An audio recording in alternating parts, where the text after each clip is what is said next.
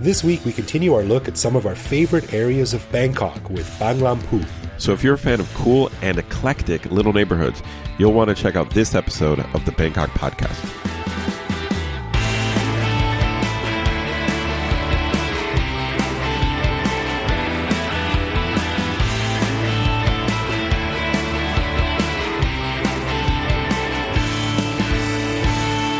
Sawadee krap, and welcome to the Bangkok Podcast.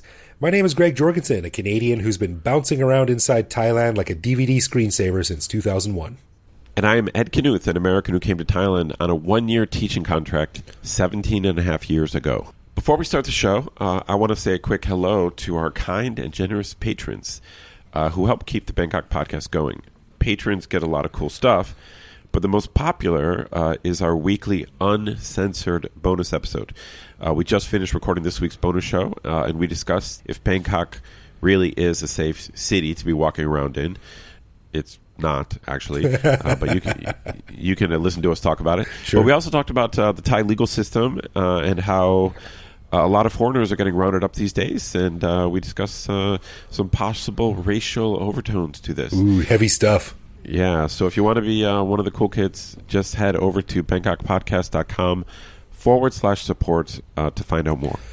Right on. So on this episode, Ed, we wanted to continue the focus on certain Bangkok neighborhoods that Evo and I started back in Season 2 with Thonburi. So Bangkok is kind of so big that it's sort of made up of distinct little villages, and each one has its own positives and negatives for anyone who's looking to live there or even live nearby and take advantage of whatever those positives and negatives are. So, of course, a lot of big cities are like this, but in Bangkok, there always seems to be a lot of discussion about where one should live. You know, like, well, if you want to live like this, then you need to live here, but if you want that, then you have to live over there. And people take this really seriously, which you can see on the expat Facebook groups for people new to Bangkok. Where should I live? What do I want? And no doubt, it goes back and forth and back and forth. So in this episode, we wanted to get into an area that both Ed and I love, called Banglamphu. And as far as we know, Banglamphu is sort of a vaguely defined area. It's not really an official district or anything. So Ed, where exactly are we talking about here? Well, I would agree from my experience, but also just a little bit of research on Google. There doesn't seem to be an official definition of what Banglamphu is. I thought it was like an official city district, but just searching around Google, I'm not sure it actually is an official district. So roughly, Banglamphu includes Khao San Road. So that seems to be the main defining characteristic of Banglamphu. Right. And then areas nearby to Khao San Road. So that would include Pra Atit, which runs across the river, and ends in like the Prasuman Fort. And then also it includes going down Samsen Road, like out further. And then depending on the map you're looking at, Banglamphu might also include some things on the other side of Ratchadamnoen, such as Wat Saket or the Golden Mount.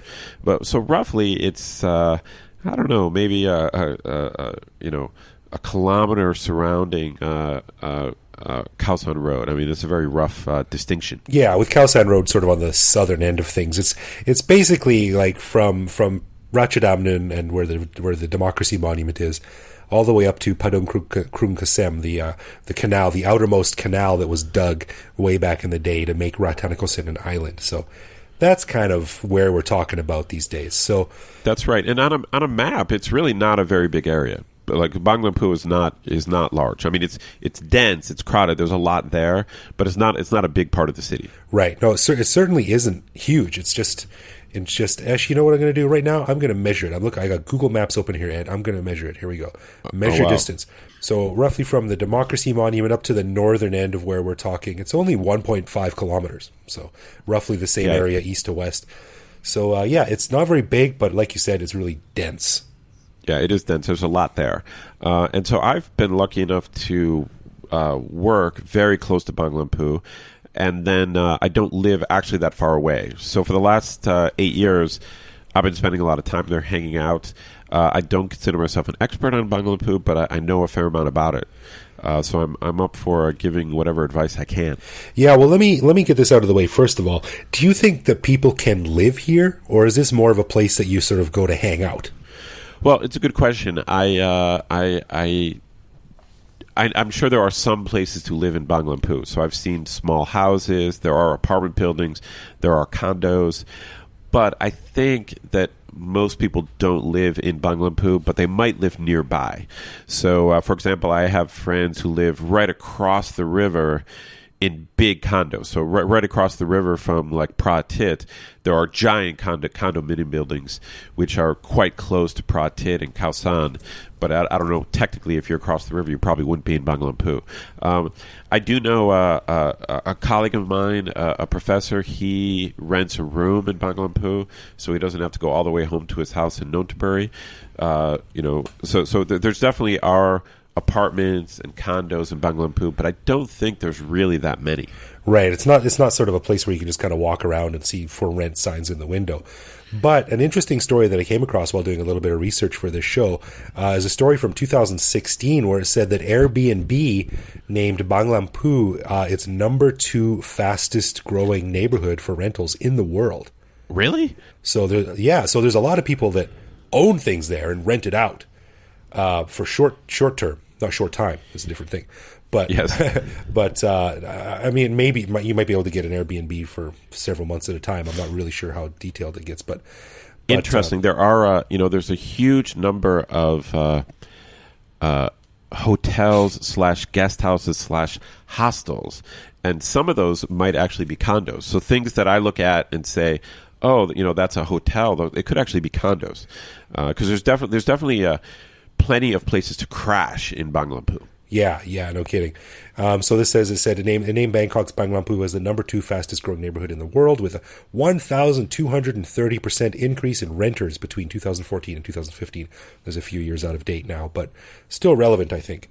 But what they always say about statistics is that's very easy to misinterpret. In this case, like being the fastest growing, it doesn't necessarily mean that there's a lot. It just means that it's expanded fast. Good point. If it went from like 1 to 7, yeah, that's right. So, but I do think that it's probably possible. I'm sure it's possible to actually live in Banglamphu. I'm sure some people do, but it's not. It's not as easy to live there as along Sukhumvit or something like that. Sure. Yeah, it doesn't have the same breadth and depth of Western amenities, unless you're right around Khao San Road, I think. But yeah, but like I said, if you go across the river, there's just towers of condos and rentals, and right.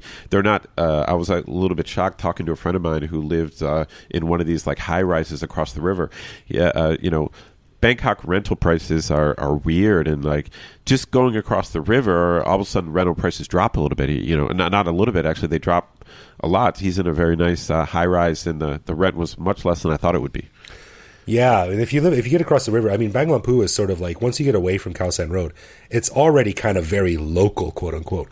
In the back soys and stuff back there, really, really interesting, beautiful old buildings and stuff once you get out exploring these little tiny soys. But if you go across the river, it becomes even more sort of removed from mainstream Farang Bangkok. Yes, no doubt. So let's get the elephant in the room out of the way first. Khao San Road, that seems to be the central point of Banglamphu. It's the central reason why a lot of people go there. What's your opinion on Khao San Road? Good question. I like the way you phrased it. Is the elephant in the room? So here's my take on Khao San, and I'm going to guess that this is probably typical of a lot of expats. When I first got here, I went to Khao San. I loved it. I thought it was like the coolest place in the world, and I spent and for a while, I would like to say I got bored of it really quickly, but to be honest, I hung on Khao San for a couple of years, probably. I mean, not constantly, but I mean, I thought Khao San was cool for a year or two. Right. But then I got bored of it and I got sick of it, and I've been here a long time now, and so I went through this whole phase where I thought that Banglamphu, the only thing in Banglamphu was Khao San. So this, I think, is the big mistake. So whether you like Khao San or not, like one message I'd like to get across on this episode is that there's a lot of other stuff in Banglamphu besides Khao San. Like right. Even today I don't really hate Khao San. I just I don't have much of a need to go there. I mean, I've it's kind of like been there, done that. But if you're new, I know some of our listeners have only been in Bangkok a few months. I think Khao San is definitely worth checking out. I mean, what's your take? Yeah, I think much the same thing. I think of Khao San Road as kind of like broccoli. Like it has its uses. and sometimes it's good to just sort of indulge, but it's not something I'd go out of my way for. You know, that being said, I did buy 2 pairs of size 18 flip-flops down there a while ago. So that's the there's not many places. You know, there's not many places you can find size 18 flip-flops in Bangkok. So that works for a lot. So it has its uses. If you want crappy pad thai, if you want to eat scorpions, because you see all these tourists down there like, ooh, scorpions, we got to eat like Thai people do. Guys, no one eats scorpions, okay, unless you're like stranded in the outer regions of Isan somewhere. I've never seen a Thai person eat a scorpion, but it's not that common. You know, Khao San has its strengths. There's some good live music. There's a bar on Khao San called Brick Bar that has pretty good live music. That's been there years. Yeah, so I mean, like I said, I'm not anti Khao San Road, but I do think that for most expats, it gets boring after a while. So I think the key message of this podcast, this episode, really should be that there's a lot of other stuff to do in Banglamphu, and I think mainly the big appeal is Pratit Road, which runs along the river. So it's very easy to find if you look on any map. It runs right along the river. And then also Soi Rambu Tree, which is kind of a cut-through Soi from Pratit coming back towards Khao San and Samsen Road. Pratit Road has a bunch of restaurants, a bunch of small bars. There's a little jazz bar there. It's ends in Prasemen Fort, which is essentially a public park. And then Soi Rambu Tree is a great little walking street, and I think as you would agree, Bangkok. One of the truths about Bangkok is that it's not a very good walking city in general, right? And you really have to find a good neighborhood to find a good place to walk. And I think Pratit and Rambu Tree, it's one of the best places to walk in Bangkok. So to me, that they are two of the main appeals of Banglamphu. Also, there's a really nice, not too long, unfortunately, but it's a really nice riverside promenade, a walkway that starts from Prasemen Fort and goes sort of south along the river. It's really beautiful, and it's a nice way to see the river and from comfort, because there are a lot of riverside walkways in Bangkok, but they're usually potholed or bricks that are falling apart or something like that. But this one's quite nice. That is correct. There's actually a number of hotels and guest houses along Pratit that have bars or patios on the river, right? And then they kind of overlook this walkway. So I mean, you can either take the walk along the river, or you can sit down and have a drink, and it's actually a great place to catch a Bangkok sunset. Like anywhere along the river is a great place to catch a sunset. There's also a really interesting thing down there, and I might get the name wrong, but I think it's a relatively low building, and it's very near to Prasemen Park. And it looks like it's covered in netting, like camouflage netting. And I think that's the manager headquarters, or was the manager headquarters. And about 6 or 8 years ago, there was a whole lot of political tension in Thailand, and Manager was a very partisan newspaper that took one particular side, and they kept getting bottles and rocks and stuff thrown at it from boats on the river. Oh, really? So they put netting over the entire building to protect it from this stuff. Yeah. Wild. Yeah. One of my favorite parts of Banglamphu actually is just north of here. If you go across the first canal there, if you go across sort of more back towards Samsen and up north away from Khao San Road kind of thing. Right. And all of the little maze-like sois back behind Samsen there's some beautiful restaurants and houses, apartment buildings and stuff back there, even if none of them are for rent, like if you don't want to live there. Like you said, it's just a really nice place to walk. It is, and there's a lot of little bars and guest houses that have places to get food or drink. And it tends to be pretty cheap. I know that backpackers in general have a kind of mixed reputation, I would say, especially among expats, since we're not backpackers and we don't want to be, it's annoying when you get mistaken as a backpacker. But one thing about backpackers is they tend to live on the cheap, which means most of Banglamphu, I mean, there are exceptions. It has become more gentrified. There are some upscale hotels and everything like that. But in general, Banglamphu is pretty damn cheap. Yeah, I would agree. One of my go-to favorite restaurants actually is right in Banglamphu. It's in Samsen Soi 1, and it's called Ginlom Chom Sapan, which means eat the wind enjoy the view or something like that. Look at the view. And it's right at the end of Samsen Soi 1, right along the river, and has a really great view of the Rama 8 bridge, which is an architecturally quite an impressive structure. And of course, at the mouth of Soi 1, right on Samsen Road, is one of the best blues bars in the entire city, one of your favorite places. Yeah, dude, you're not allowed to mention that. That's all mine. That's mine. You're not allowed to bring that up. Yeah, no one go to Adhere the 13th. Well, yeah, that's exactly right. Banglamphu, one of its strengths is it's got a pretty good live music scene, and it has, in my opinion, the best live music bar in the entire country of Thailand. A place called Adhere the 13th. So it's got a little bit of a weird name. I'm sure a lot of you guys have heard about it or know about it. It's on Samsen Road, but it is something that I'm almost I don't really want to tell too many people about it because it's actually a very small place. It's like legitimately a tiny joint. It's the size of my living room. Yeah, it's already like crazy crowded, especially on weekends. So I'm not sure I really want it to become more popular, but I've been going there for more than let's see, I think I went the first time in 2003, so I've been going there a long time. And if you like blues music, if you like live blues music, it really doesn't get better than Adhere. I would just recommend going early because it gets crowded. Right, and don't forget that Brown Sugar is down here too. I mean, Brown Sugar is like a seminal jazz place. That used to be on Soy Saracen by Lumpini Park, and it moved down to Banglamphu a few years ago. So as you move a little bit east in Banglamphu here, things kind of peter out a little bit because then you're getting towards the Royal Turf Club of Thailand and Chitlota Palace, which, I mean, you're not going to find any place to live around there. That's super official stuff. You get towards Dusit Zoo in the northeast there. But that core area between those two main klongs, just sort of directly north of Khao San Road, directly sort of northeast from Khao San Road, I guess, just a great place to explore and find stuff. And for sure. I mean, if I thought I could live in Banglamphu, I would do it. I mean, I think it's a great place. It's a true neighborhood. I know Bangkok has a lot of places that we call neighborhoods, but really, I think those are just designated areas. Yeah, like you know what I'm saying. It's like whereas Banglamphu, it has a personality, it has an identity, it has a culture.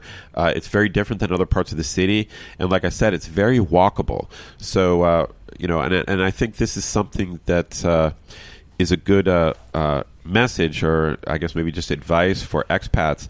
As an expat, you often get jaded on certain things. Like I remember, I just remember once I kind of soured on Khao San, I just didn't think I wanted to go to Banglamphu at all. And it's like you're like, oh, what, that's just Khao San over there.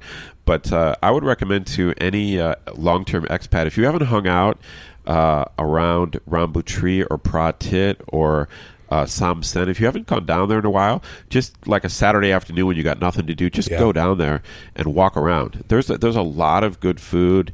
You're close to the river. I'll give a shout out to one of my favorite places. It's called Shoshana. It's technically kind of an Israeli/Mediterranean place, but great falafel, hummus, like essentially, Mediterranean food.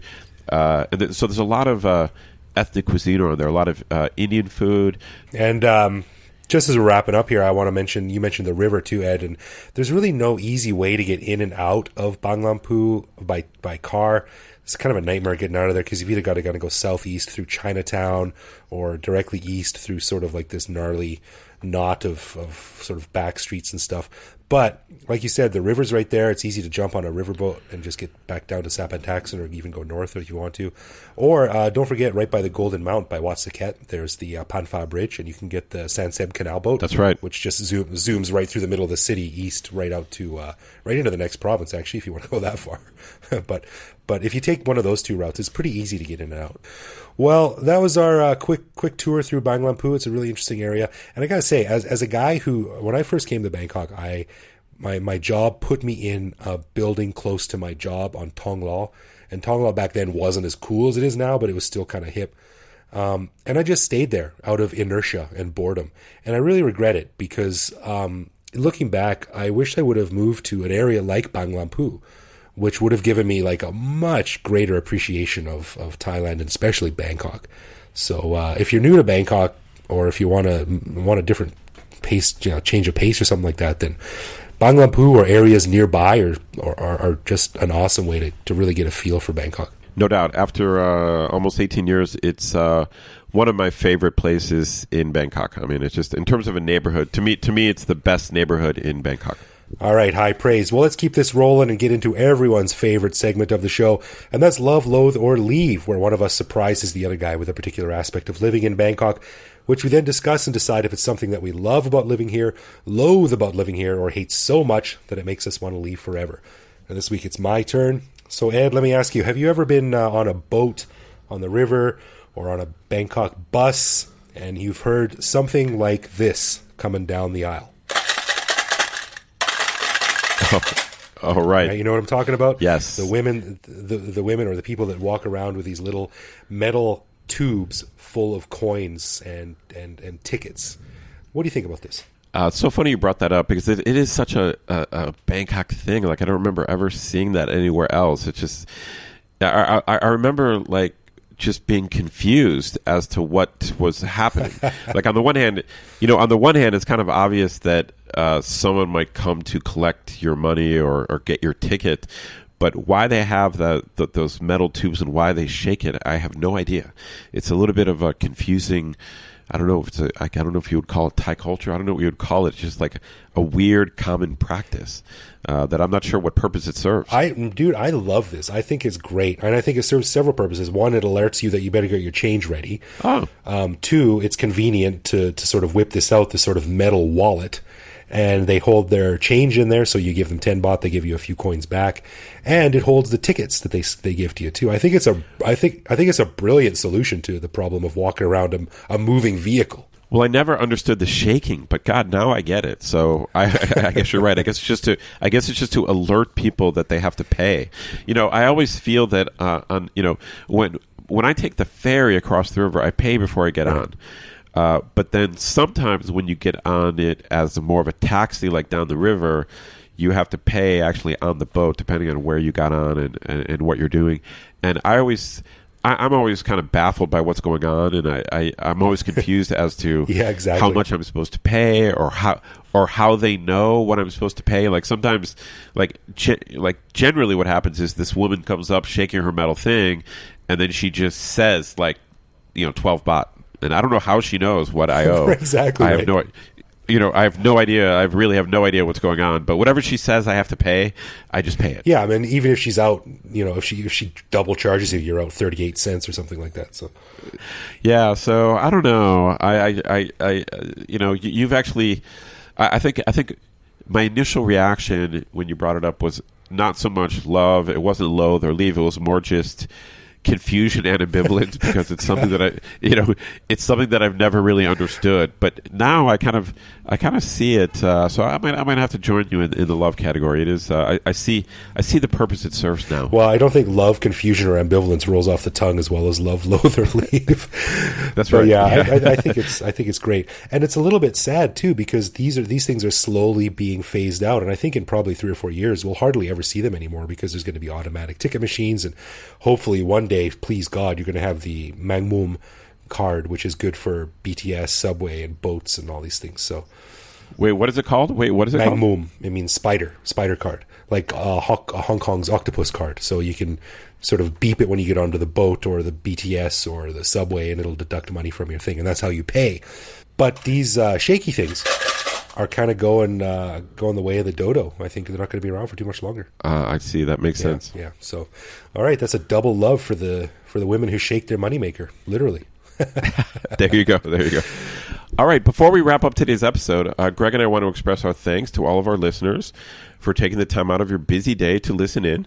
Hopefully we've managed to either shed some useful light on your existence here in Bangkok, or if not, hopefully we've just distracted you from a little bit from your misery. I don't know. Harsh, man. Either way, sincere thanks for listening, and we really appreciate it. And if you want to get in touch with us, we are at Bangkok Podcast on Facebook and Twitter, or you can send us a message via the contact form on bangkokpodcast.com, where we're usually pretty good at getting back to you. Yeah, I've actually gotten a couple of, quite a number of email messages over the past few weeks, actually. So great. Keep them coming, folks. Always good to hear from you. You can also find us online, where we post each episode and carry on conversations with our listeners. And you can also reach out to me directly on Twitter, where I am BKK Greg. So thanks for listening, friends, and we will see you next week.